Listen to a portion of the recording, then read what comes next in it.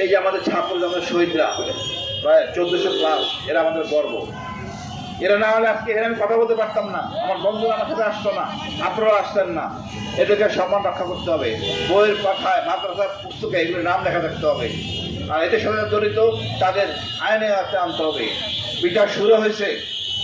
আপনি দেখেন, হাসিনা 15 বছর শাসন করতে ভারতের বুদ্ধিতে পরামর্শে, কিন্তু যারা এতে সহযোগিতা দিচ্ছে পদত্যাগ করে নাই, অনীহা করে না, ম্যাডাম এটা ভালো হবে না, এটা চেঞ্জ করেন, কেউ বলে নাই।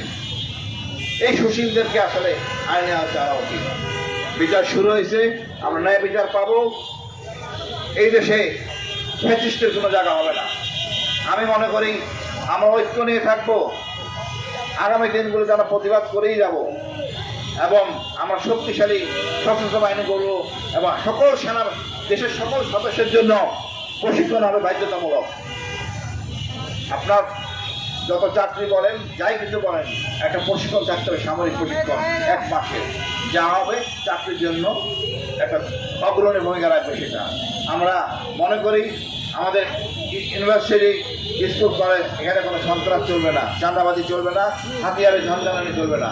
ছাত্ররা জ্ঞানী হবে, বিজ্ঞ হবে, দেশে বিদেশেরা সম্মান অর্জন করে রাখবে। বাটপার রিকমেন্ডেশনের বিশেষ কেনার দরকার নাই। আমি মনে করি এই গত 15 বছরে চাকরির মাত্রায় যে সময়সীমা 15 বছর যোগ করা উচিত, এই 15 বছর যেসব ক্যাডার নেওয়া হয়েছে সব হলো সুপারিশে ক্যাডার।